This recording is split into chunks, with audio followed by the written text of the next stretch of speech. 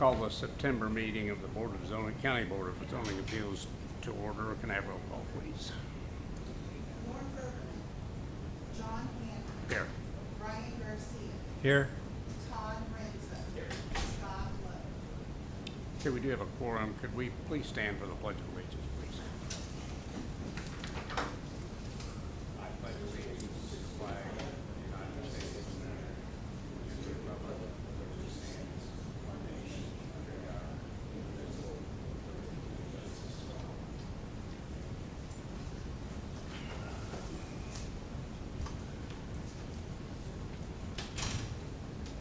I assume you've had the opportunity to review the minutes from the previous meeting. Do I have any corrections on that, or will entertain a motion? Move to approve. Those in favor? Aye. Motion passes. There is no old business. We have one item on the agenda under new business, and it is BZA 22-2025 V South Jean Street, 1639 East Davis Drive, Terre Haute.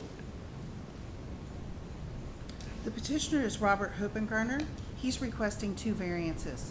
25 feet from the 25-foot front yard setback on South Jean Street, from the permitted uses to allow accessory structures without a primary single-family dwelling in a single-family residential suburban district, RS, as set forth in section 11(1)(b)(1)(e)(1) of the Unified Zoning Ordinance for Vigo County.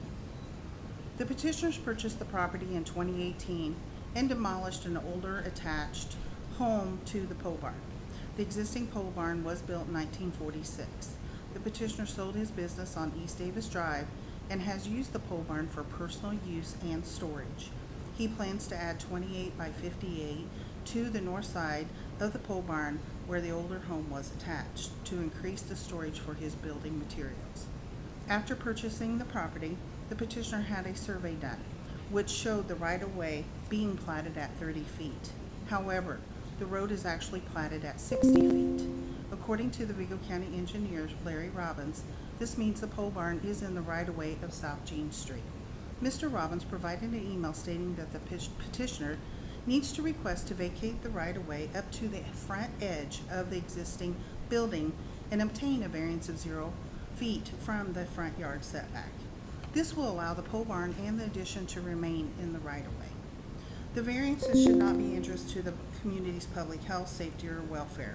The pole barn has been on the lot since 1946 and has not caused any issues for the surrounding neighborhood. The petitioner will move all building materials currently outside in the pole barn to the inside of the new addition. The petitioner states that the pole barn will be used solely for personal storage of the items retained during the sale of his business. Since its construction, there has been no complaints. The petitioner also applied for a remodel permit to install new siding on the pole barn to improve its appearance for the neighborhood. Allowing the existing pole barn to remain with the addition should not significantly impact the area adversely. When the petitioner purchased the property, he was unaware the pole barn and house were located in the 60-foot right-of-way on South Jean Street. The surveyor, Deckard Surveying, showed the road right-of-way to be 30 feet. After the discrepancy was pointed out, the petitioner contacted Mr. Robinson to help him work with the commissioners to vacate part of that right-of-way, as there are no plans to widen the existing road on South Jean Street. Mr. Robinson stated the proper way to clean this up was to vacate the right-of-way to the front edge of the existing building and apply for a variance of a 0 front yard setback. The petitioner stated that in the future he might build a second accessory use only building in the rear close to the railroad tracks. Based on the findings above, the staff does offer a favorable recommendation for the two variances with a condition: approval from the commissioners to vacate the portion of the right-of-way in front of the pole barn on South Jean Street, and an improvement location permit must be issued for any new structures or additions. Is the petitioner present? Yes. Anything you'd like to add to staff's report? Well, I had a lot of stuff I accumulated over the years of my contracting business. That we sold the building across the street from this property, and I have a lot of things, and we had a quick sale. The person that bought my property across the street was quite anxious to start his new Kubota dealership there, so I had to move out pretty quickly. So I have a lot of things stored outside of this garage, and I have also looked at U-Store just down the road. I've been on a waiting list there ever since I sold my building for a larger space to lease, and I talked to him yet today, and there still isn't anything available in a larger space. So I'm really in dire need of having storage space, and we could add on to this building, and in the future possibly build a bigger building on the same property. Then I could accommodate all the things I have. I'm just not ready to part with all my tools and equipment that I've had for all these years. And I would really appreciate the consideration from the board here of granting me these variances that I need. Okay. Any questions from? Thank you. Anyone here speaking in opposition to this request?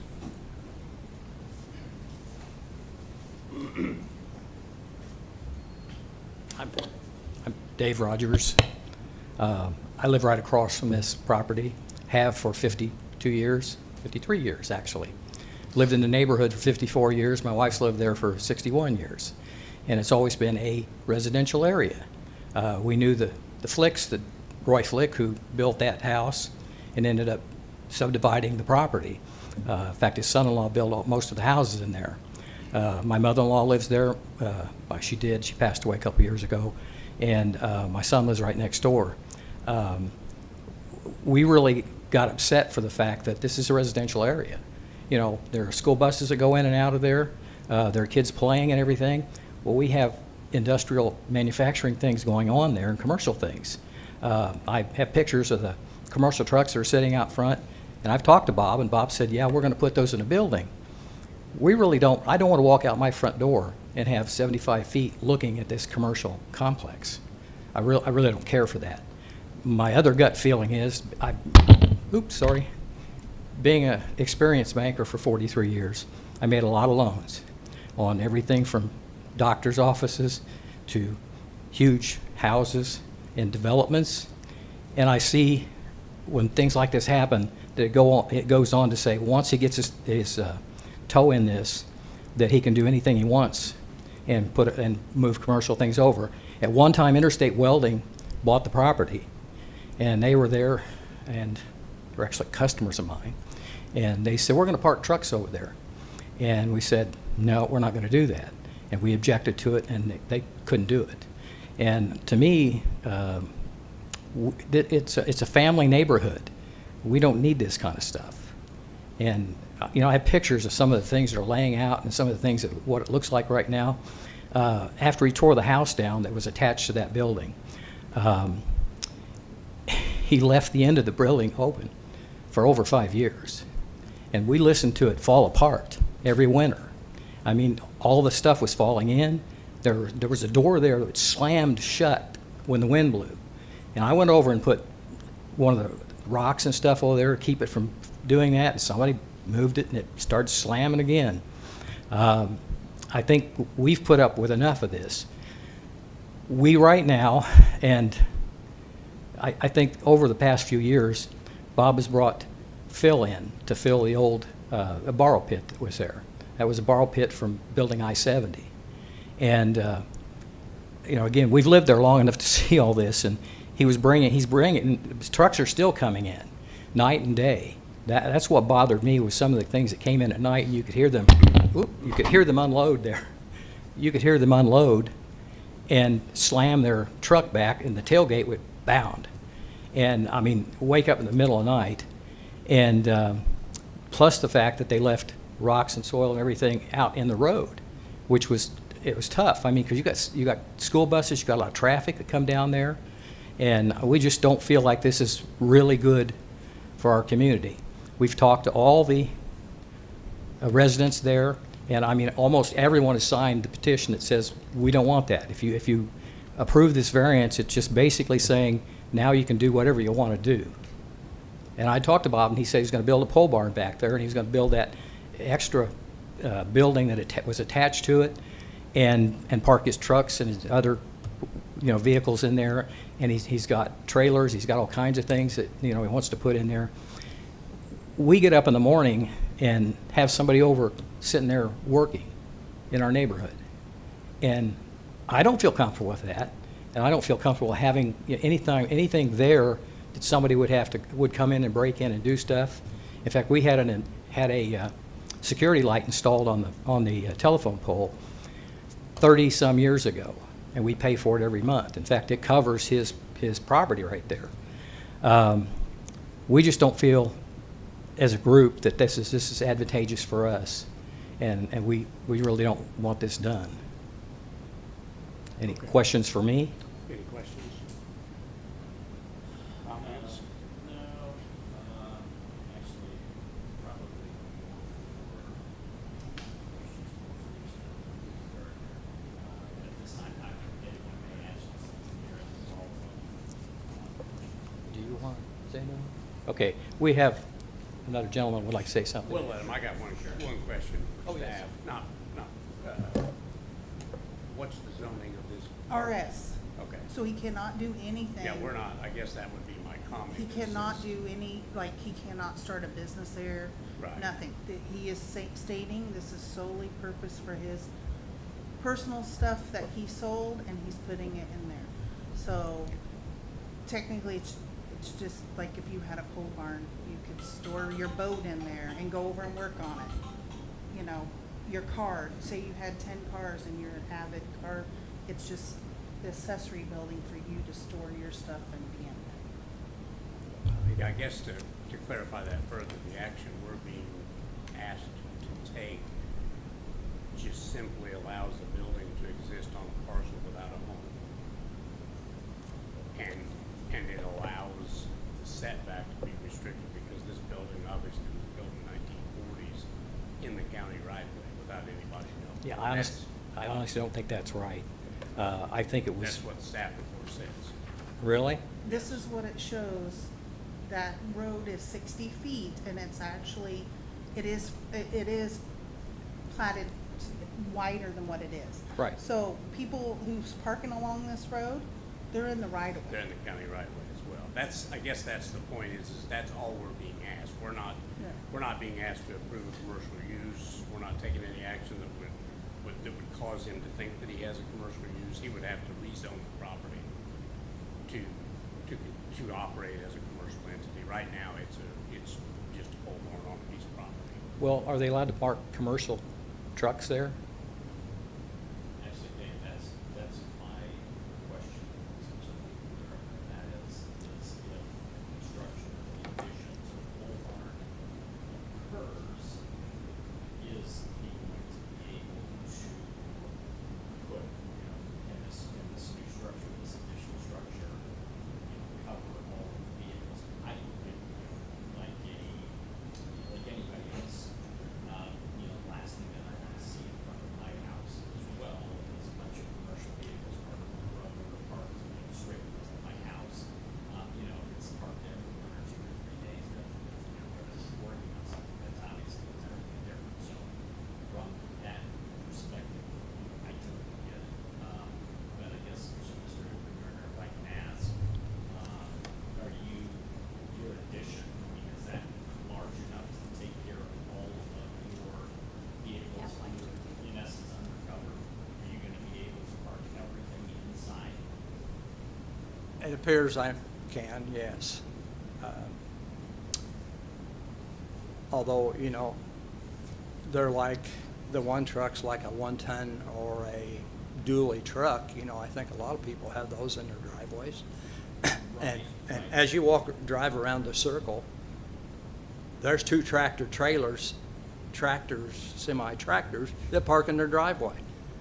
So, but I'm not worrying about what they're doing over there. I'm just worried about my property. So, but Well, in essence, what this board's job is to do is, obviously, take your specifics that we don't Sure, have. sure. We don't have ultimate power, but we, in essence, try to make everybody happy as we can. Yes. So looking at it from larger truck, and you're saying, hey, this is what we're attempting to do, we're attempting to cover all of this stuff. I'm just asking you, Sure. blank, is this something where you're gonna be able to fit this, fit these vehicles all inside of the current and addition to the property? Right.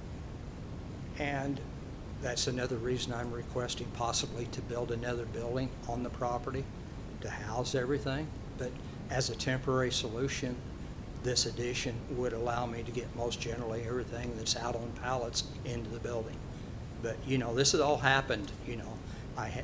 April 15th, they purchased it, and they gave me 30 days to remove all my items, and it's been kind of rapid here. So I'm doing the best I can to plan this out and get it accomplished. And you know, I can go miles with all this.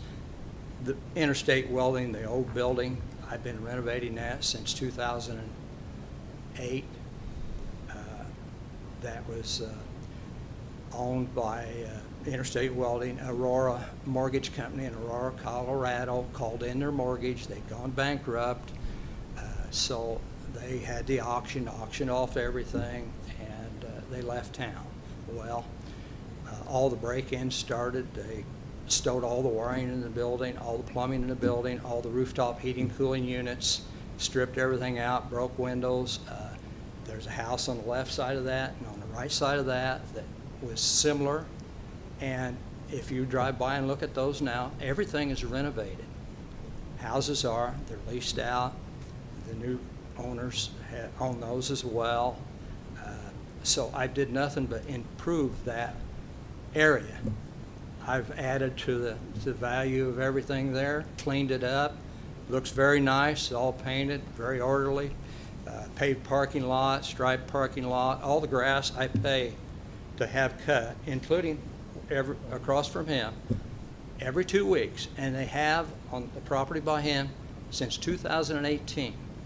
I've had them mow all that grass every 2 weeks, and also both sides of the railroad track. So, you know, I've went to great lengths to have a nice looking property because that's how I'm built. Everything I own, I try to do it the best I can to make it look the best I can. And then the property there, across from him, I bought it in 2018.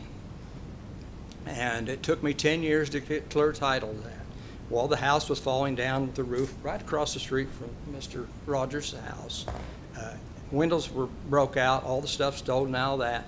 So I had a demolition company demo that house, clean it all up, and continue mowing the grass around there and keeping it look good. The end of the garage was open because I had plans to connect something back onto that for storage. But I hadn't, you know, I have great plans, but I don't always get them done that timely. I do it the most squeaking hinge, you know, and try to do the best I can. So, and then the house on the corner right by there, it was a repossessed house, abandoned, everything stolen out of that. I renovated that, cleaned it all up, leased it out. So I did a lot in that neighborhood to improve it. Every direction you look, I've improved it. So, you know. And it sounds like you're trying to do good neighborhood issues. Right.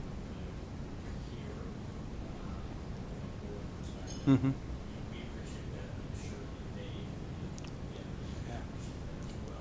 Do you also understand what everybody was saying about the use or not? Sure, I totally understand. Yeah, if I were going to make it commercial, I'd be asking for rezoning. I realize that, and I understand that. It's been explained to me. Area planning has been very helpful, explaining, you know, the requirements of this, that, and the zoning and all, and I appreciate that. She's been very helpful. But, you know, on the other hand here, this property across from Mr. Rogers, all that was for sale. If he wanted to control the property across the street, maybe he should have bought it. You know, then he could dictate who lives across the street from him. But I didn't sell my property for $3.8 million, so I've had that kind of money. I'm retired. yeah. Well, shame on me for working so hard. Thank you. Do we have others who would like to speak to this? Go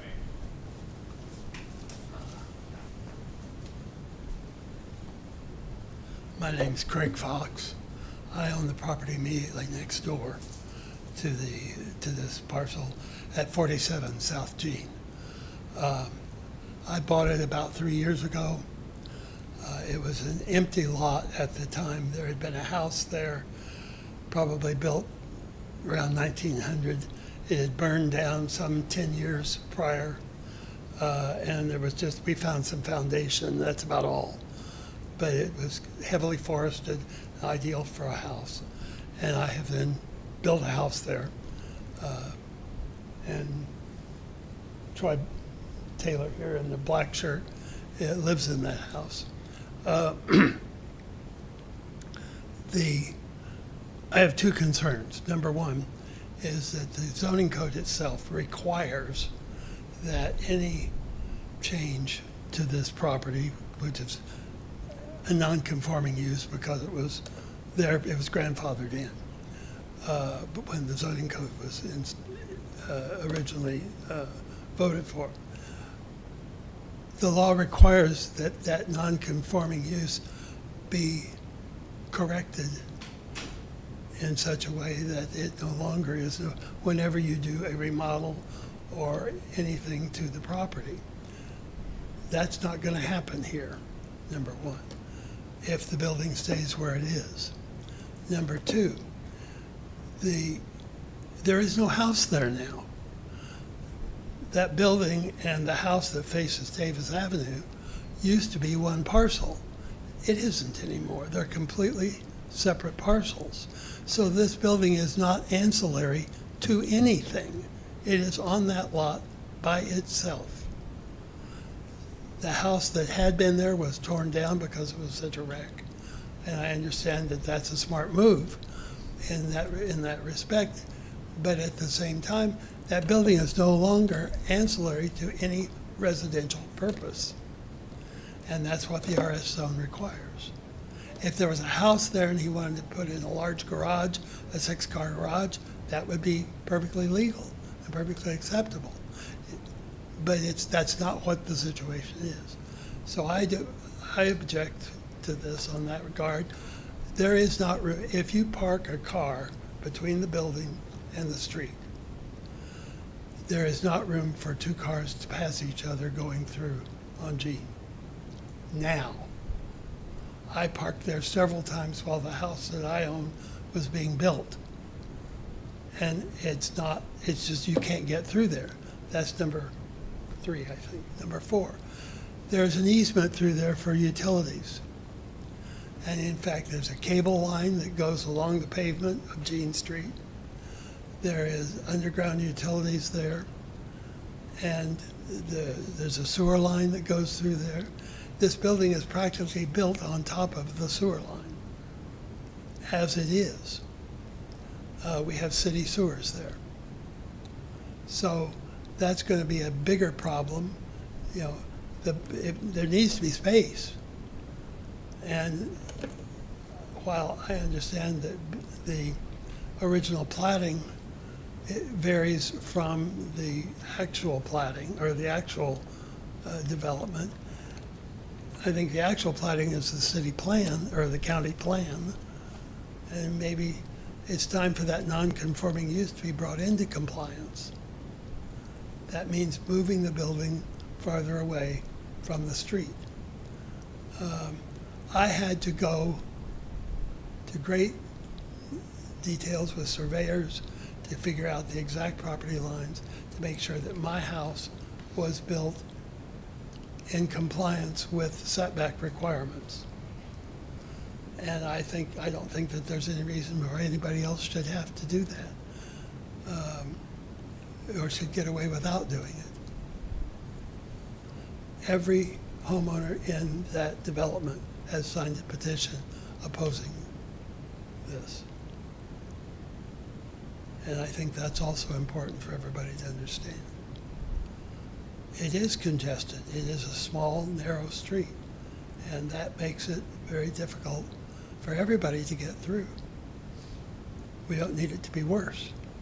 And enlarging, while I understand that enlarging the building by itself would not necessarily increase traffic on an hourly basis or a daily basis, it still is too close to the street. And any building of a pole barn somewhere else on the property, I would, that's going to be opposed to, simply because there is no house there. That's not an ancillary purpose. It is separate, it is purely commercial. Thank you. Any questions, I'll be happy. I do have a question. Sure. Mainly to the staff, I guess, would be, Oh. so if he decided yes, Mr. Hoopengartner decided, well, yeah, I want to build a house back on there where I tore the house down, He could, we would still have to, we're Unless he doing, put it we would still have to behind do the pole exactly barn. what's being asked with Right. the variance part. right, Okay. unless he Yeah, put there it would- behind. A house would not require variance. Right, right. No, a house wouldn't require the same variance. Yes. Well, but I'm not sure, because the house would not be close to the street. That's a huge piece, that's a 3-acre parcel. Yeah, that's almost a 3-acre parcel. Yeah, Yeah, yeah, that was my question, Yeah, is if yeah. he replaced what was already there, then this, Yeah, even what's if being you- asked of us is still in play. yeah, right.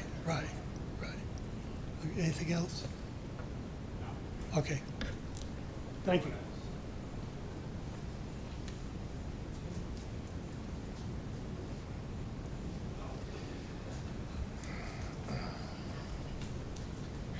Since my neighbors dragged me in here so early in the morning, I better say something.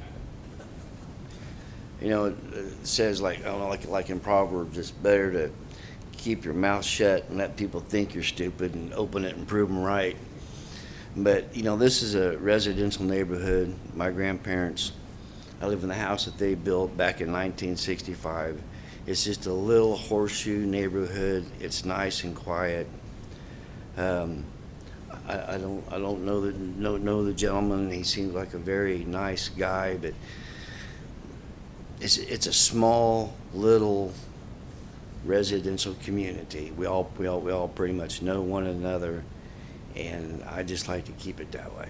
Thank you. What was your name? Puddin' Tang, ask me again, I'll tell you the same.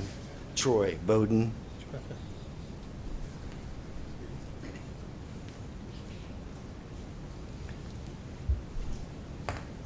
My name is Troy Taylor. I live on the south side of the adjacent property of his that Mr. Craig owns. I went around the whole neighborhood with a petition. Every person in the neighborhood signed a petition, as you all have a copy of. And I spoke to every neighbor that's in the neighborhood. They're all dead against their position that Mr. Hubbaugh is asking for. They don't want it. They don't want to see tall buildings there, pole barns there. They don't want to see none of that. I do know I've got a grandson that's 15 years old. I got a granddaughter that's 3 years old. They play outside on that road there. My neighbors across the street has 3 young boys. They're out there playing on the street. Between the neighbors and the traffic from the train tracks, they gets tied up all the time on the east side of our subdivision. Brings a lot of unwanted traffic in our neighborhood.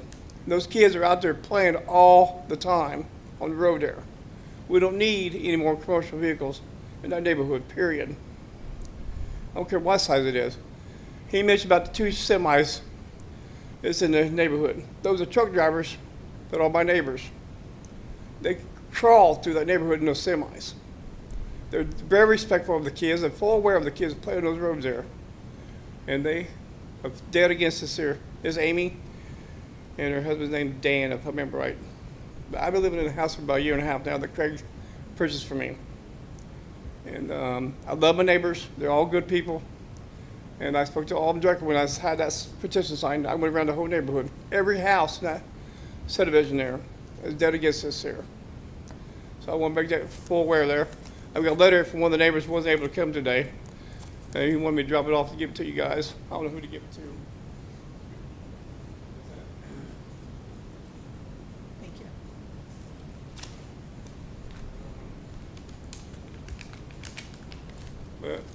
I know this. To the north there, I don't want to see big old tall buildings. I'm afraid to be commercial. Semis come out of there, you know, come around the dust, all that stuff there. I know Mr. Craig went out of his way to make my property look nice. He spent a lot of money on my property. Gave me a nice home to live in. And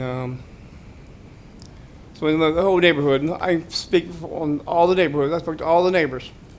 They're all dead against this here. They all can't be here. They would be here, but they work because of time for this meeting. They all told me to tell you guys they would be here, be against this here for the time of this meeting. So I'll bring it to your attention there too, okay? Thank you. I just have one other comment that reminded me I forgot to mention. He's already cut down every tree on this property. There were 200-year-old trees, about 8 or 9 of them that have already been bulldozed, all the way from Jean all the way across to the Old Erie Canal and the railroad tracks. That tells me that he's got a commercial project under consideration right now. Wouldn't have to cut any of those down to build a house there. Wouldn't have to cut any of these down for what he's doing at the present time. And I think any variance is just going to give a toehold to step up the next round. And that's another reason for opposing this. Thank you.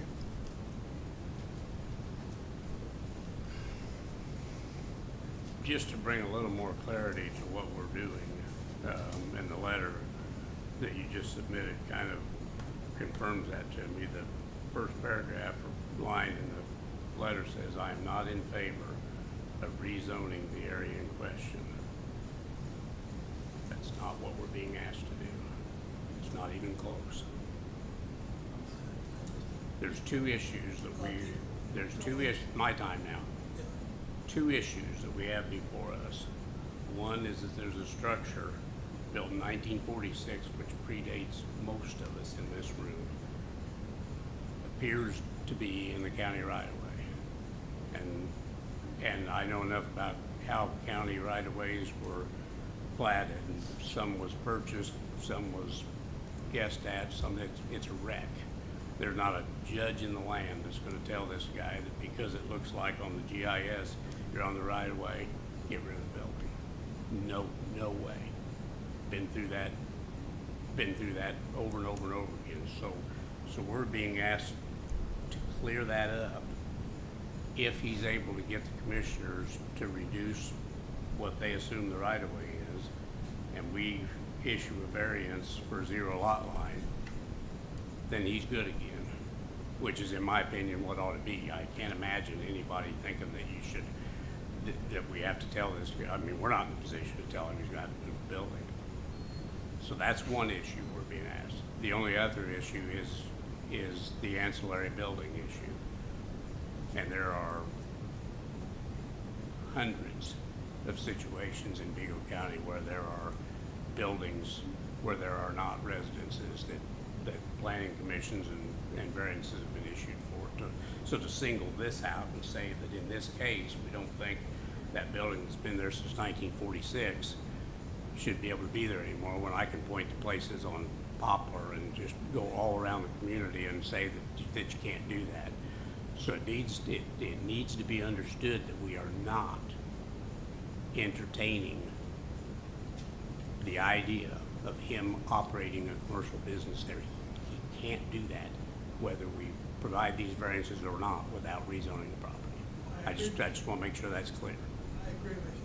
It's just, I think it's important to realize that most people do not know or understand the variance, the differences between the variance and the zoning change and so forth.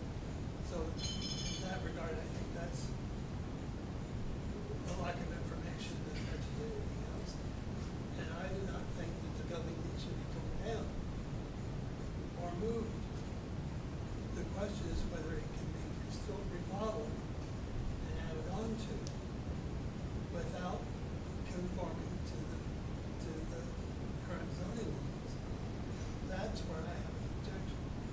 Right, what my point is, it does conform to the zoning laws. What it doesn't conform to is the ordinance for setbacks, and that's what he's requesting that we correct.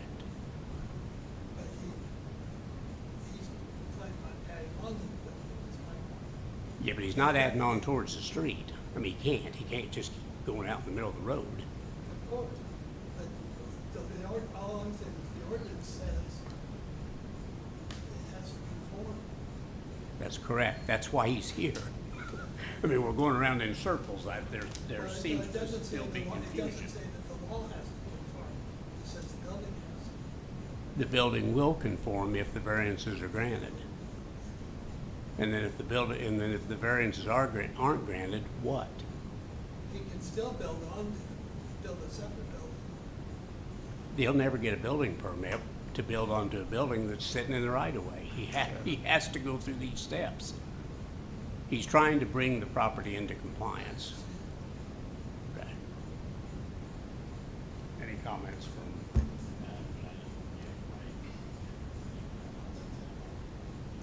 Well, that's the case. I happen to sit on the other body that rezoned the property and have for 20 years, so I'm well versed in what we're being asked to do today. But it seems to me that if the commissioners vacate the right of way, which I believe they will, then the variances are appropriate. That's my opinion. But I'm one of three. It would all fall back to Mr. Hoopengarner to do all the surveying and provide the commissioners with what's being vacated. So Correct. he has to pay for all. Sure. Yeah. Could I ask? Yep. What the actual procedure is here at this point? I mean, you said the county had to vacate the right of way. The procedure would be if this body grants the variances subject to the county commissioners Oh, I see. adjusting the right of way, and then he would go through the maneuvers of requesting that the county, we don't have the authority to allow him to exist in the county's right of way. That's the commissioners.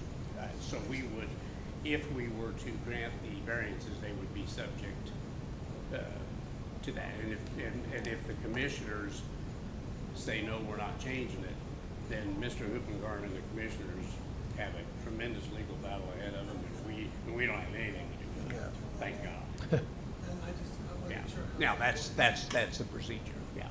So, that's all I've got.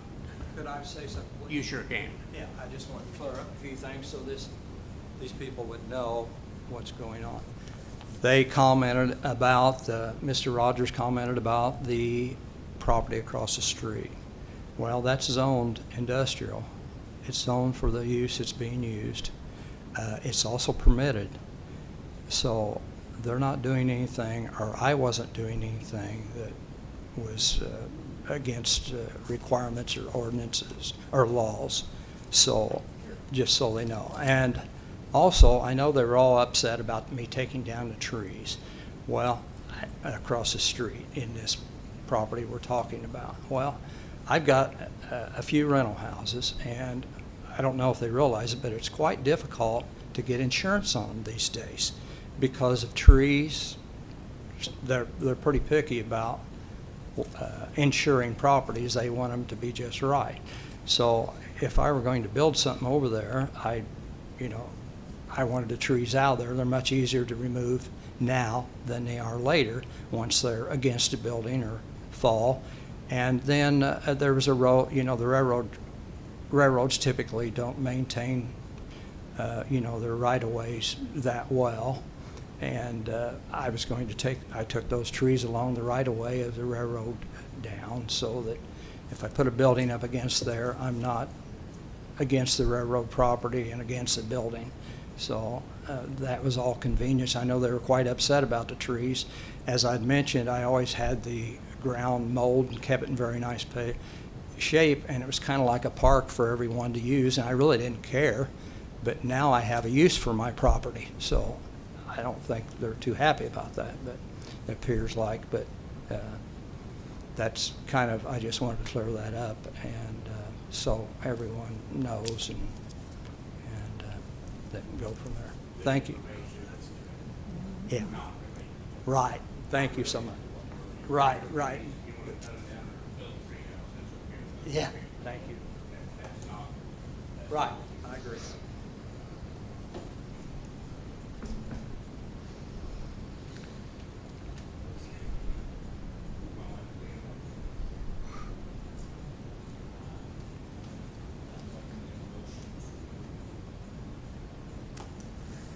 I'll second.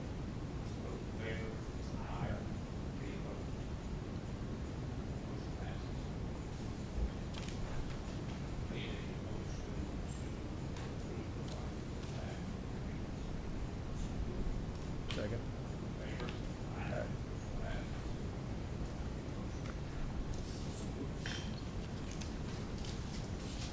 Ryan down on the end? I'll second. There you go. Thank you.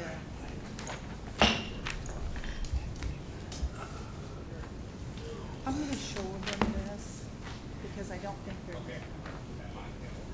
Here, I want to show you guys this picture. And to let you know how he still is far away from that road. And other people parking along the road, up to the road, which they're not allowed to, so that's a fine.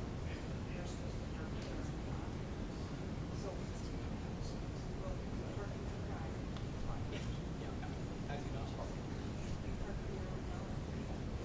How would I know what the right of way is? You should always get a survey. Yeah. So. Correct. It, see how it, his comes to here, that's his little line here? So his, this house was built out of the pole barn and stuff, it's so out and stuff. So.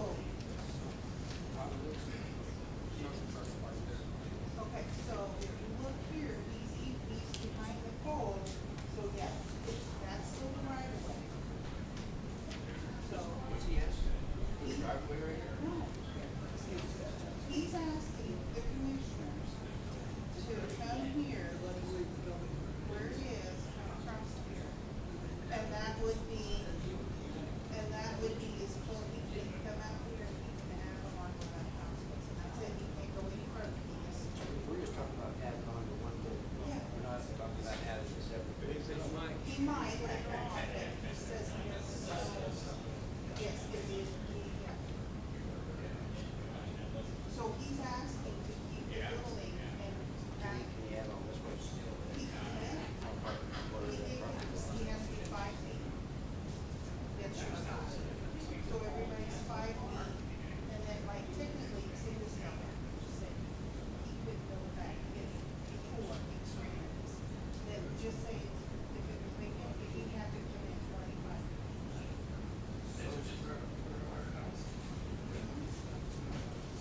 So everything from here to here is the right, it is 5 and 6 feet. Not 30. Not right here. Everybody thought it was 30, it's not.